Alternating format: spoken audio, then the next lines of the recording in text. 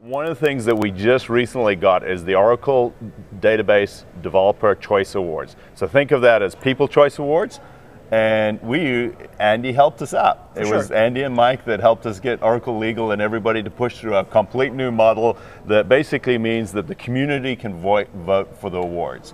So what's some of your favorite features about what we've pushed through on that in terms of?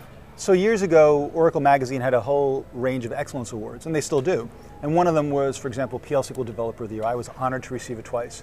And that's great. They lapsed for a number of years, so there's not been as much of a focus on developers as there should have been for a number of years. And part of the other big shifts in society and technology is that application developers now run the show. They're in the driver's seat. Right, in a way that for years it was DBAs and IT, heads of IT and so forth. So one of the things when I rejoined Oracle was tasked to do is increase the focus on developers and support them better. So I went to Andy Mendelson, who heads the server technology division, and suggested that we kind of recreate the developer awards. And he's, sure, great, go for it.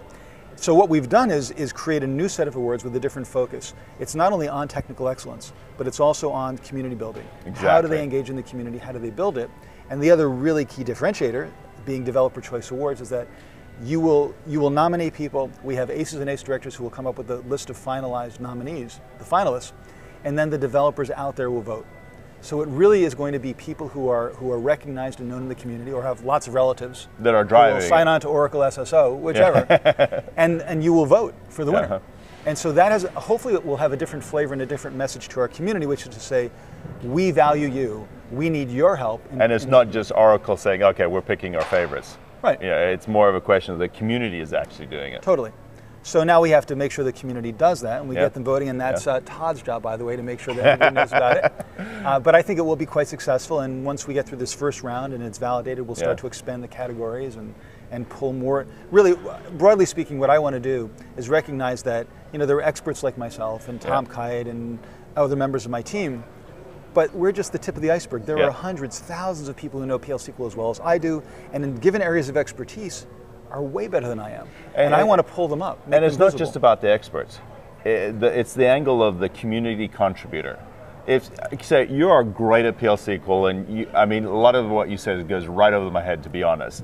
But to be honest, when you look at any given crowd, a lot of times 80% of them are not the guys that need the intermediate and high level content. 80% of them are the guys that just want 101 level content getting started.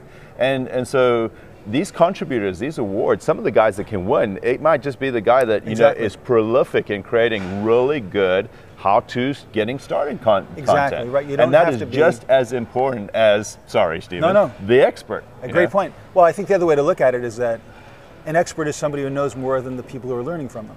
It doesn't mean they have to know everything. I mean, we can't all be Tom Kite.